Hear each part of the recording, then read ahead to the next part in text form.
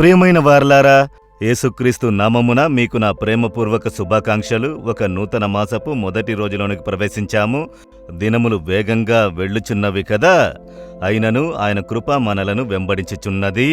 దేవుని కృప కొరకై దేవునికి స్తోత్రములు. ఈ మాసమునకైనా ఏ వాగ్దానము దేవుడు ఉంచాడని తెలుసుకొనుటకు ఆసక్తితో ఉన్నాం కదా. మలాకీ 4వ అధ్యాయము 2వ వచనము. మలాకీ ప్రవక్త గ్రంథము 4వ అధ్యాయము 2వ వచనము. నీకు నీతి సూర్యుడు ఉదయించును, అతని రెక్కలు ఆరోగ్యము కలుగజేయును. మీ మీద నీతి సూర్యుడు ఉదయించును. అదేమనగా చీకటితో నిండిన లోకములో ఉదయమునే సూర్యుడు ఉదయించినప్పుడు చూడండి, చీకటి దానంతటదే తొలగిపోయి ప్రజల మధ్య ఒక సంతోషము, ఆనందం కలుగును. చీకటి కమ్ముకున్నప్పుడు ఎన్ని దీపాలను, లైట్లను వెలిగించినను మనసులో ఆ చీకటి వలన కలిగే ఒక బాధింపు తప్పక ఉండును. అయితే వెలుగు కలిగిన వెంటనే ఆ బాధింపు తొలగిపోవును.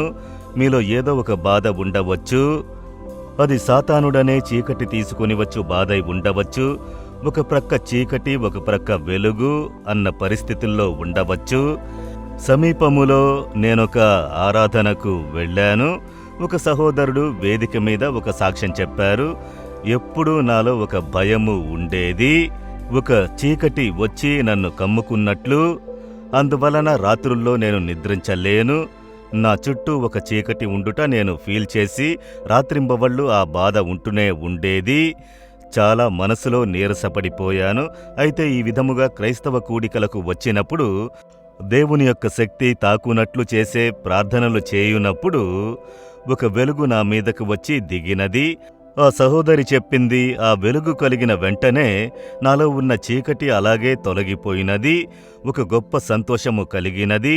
అనేక సంవత్సరములుగా నాలో ఉన్న ఆ చీకటిని మార్చి ఆ వెలుగు ఒక గొప్ప సంతోషమును అనుగ్రహించినది అని. కనుక వెలుగు కలిగినప్పుడు చీకటి దానంతటదే తొలగి ఒక గొప్ప సంతోషం కలుగుతుంది. మీ జీవితంలో సాతానుడు కొన్ని సందర్భాలలో పాపపు చీకటిని తీసుకుని వచ్చుండొచ్చు, వ్యాధి అన్న చీకటిని తీసుకుని వచ్చుండొచ్చు, భయం అన్న చీకటిని తీసుకుని వచ్చుండొచ్చు, డిప్రెషన్ అన్న చీకటిని తీసుకుని వచ్చుండొచ్చు, నమ్మకము లేని తనమన్న చీకటిని తీసుకుని వచ్చి ఉండవచ్చు. ఇప్పుడు దిగులు, దుఃఖం, ఏదో ఒక చీకటి మీ జీవితంలో ఒక భాగమును బాధించి హృదయాంతరంగములో ఆ బాధింపు ఉంటూనే ఉన్నది. అది పూర్తిగా మారాలంటే ఒకే మార్గము, నీతి సూర్యుడు. ఎవరా నీతి సూర్యుడు? యేసుక్రీస్తు ఆ నీతి సూర్యుడు.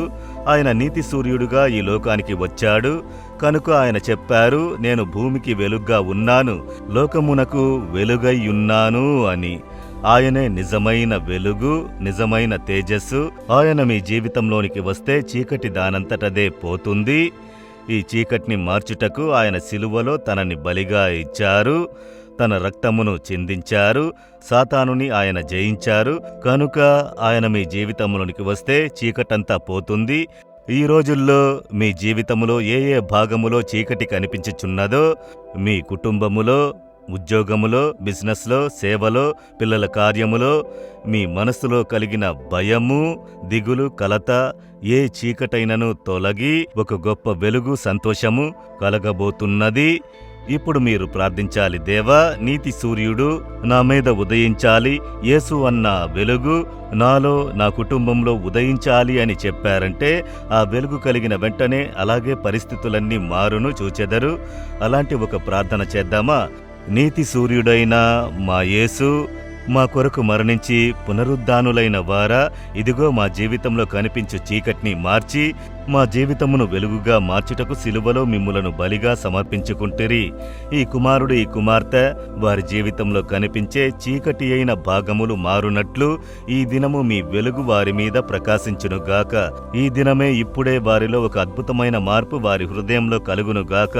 యేసు నామములో ప్రార్థించుచున్నాము. ఆమెన్, ఆమెన్. జీసస్ రిడీమ్స్ తెలుగు యూట్యూబ్ ఛానల్ను సబ్స్క్రైబ్ చేయండి. సబ్స్క్రైబ్ బటన్ను క్లిక్ చేయండి మరియు బెల్ బటన్ను నొక్కండి. ప్రతిరోజు కార్యక్రమ సమాచారం పొందండి.